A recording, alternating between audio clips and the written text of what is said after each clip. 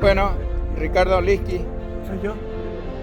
Yuri Panoso. Panoso, Navarro, ahí está Portillo, Jaquet, Zamora, Señor. Presente. Maluf,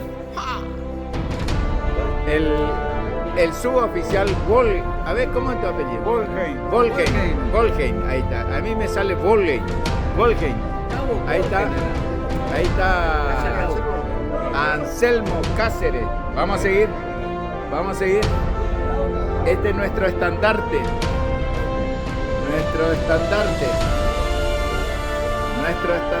del Escuadrón de Exploración de Caballería Blindada 7. César Diedrich. Acá está López Horacio. Acá está el Cacho Gómez.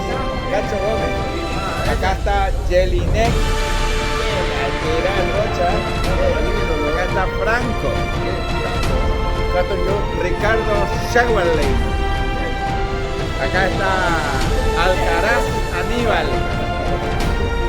Acá está Clúster Juan, el que le decía a la derecha y pasaba a la izquierda. Y falta el dueño de casa. Pipi, ¿dónde está? Acá están algunas señoras que vinieron. Pipi, ¿dónde está? Estos son los galetos que está preparando Pipi Rodríguez. Ya surgió la picada hace un rato. Para eso es bueno el soldado, para eso es bueno. ¿Quieres la leche?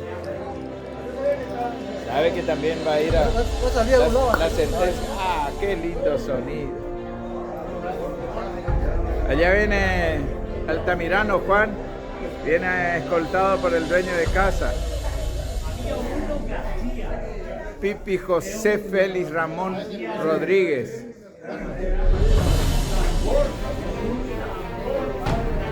Ahí viene Altamirano Juan,